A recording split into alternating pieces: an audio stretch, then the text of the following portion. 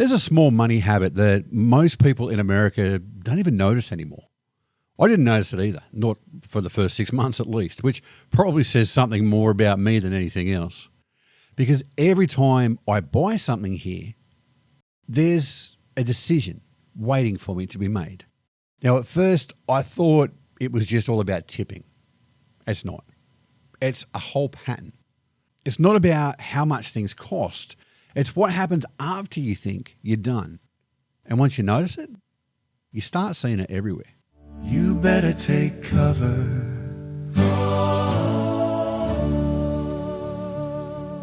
Now, I remember the first time I noticed this pattern.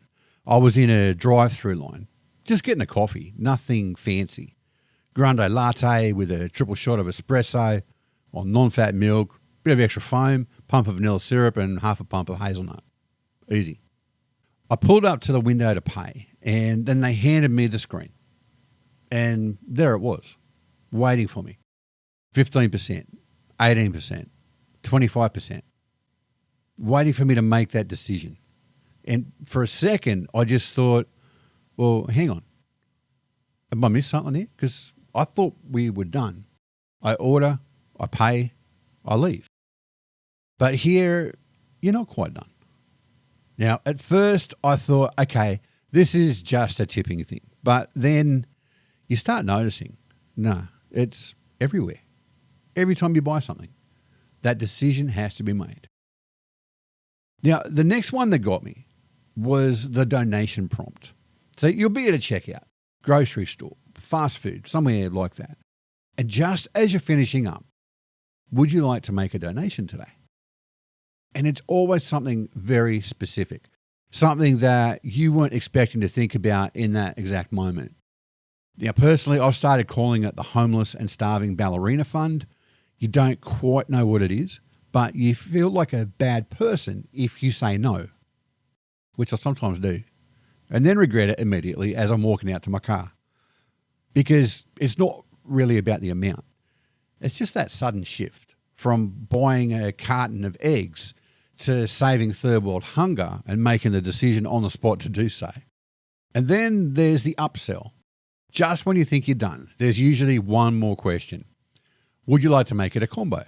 Do you want to add this? Do you want to add that? Do you want to upgrade it?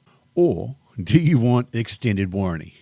Which always seems to appear right at the moment that you've mentally checked out of the transaction. And I've realized something about myself from living here. At times, I am incredibly easy to upsell. Doesn't take much sometimes. If you ask me at the right moment, slightly tired, slightly distracted from the kids, there's a very good chance I'll just say yes. And it's not because I need it. It's just because it's there and I don't want to justify why I don't want it. And I do wonder about those extended warranty offers that you get in the mail as well. I mean, as soon as you buy a new car, you get those offers in the mail and you get so many of them, but they must work, right? Otherwise, why would they keep sending them to everybody?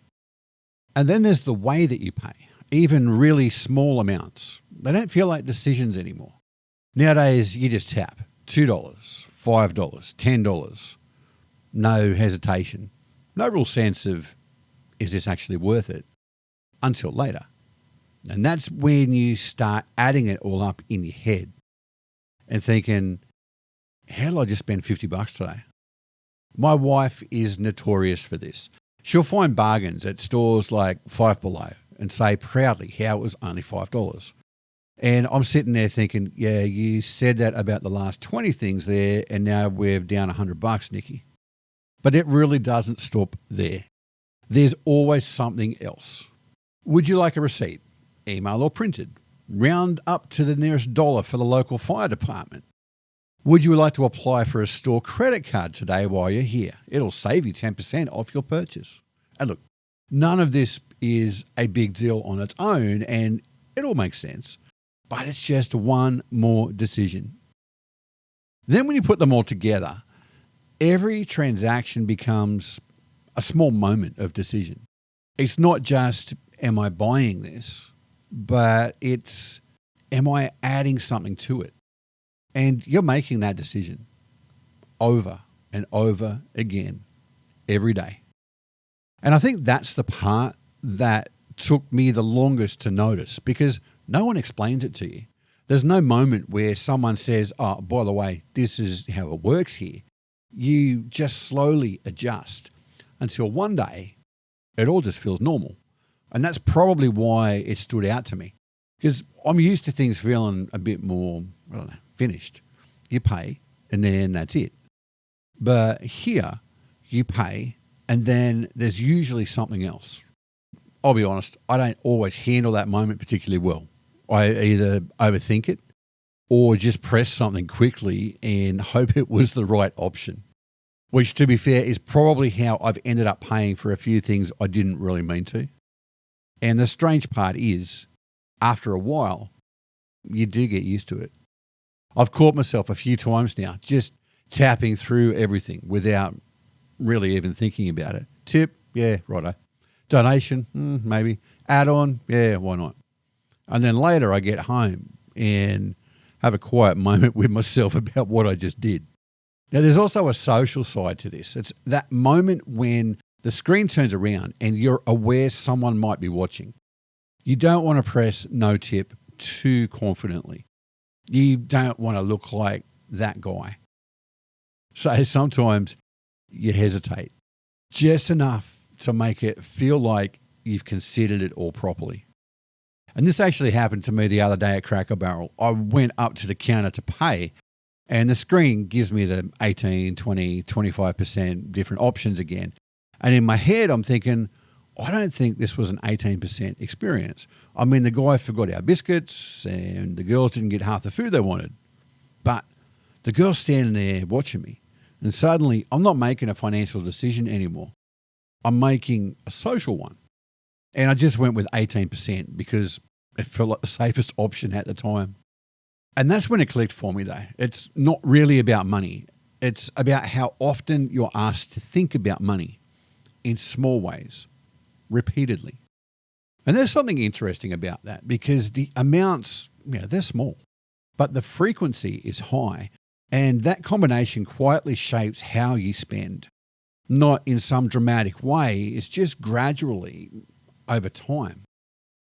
And every now and then, I'll still have that moment, standing there at a checkout, looking at the screen, thinking, I didn't grow up with this, and then pressing something anyway.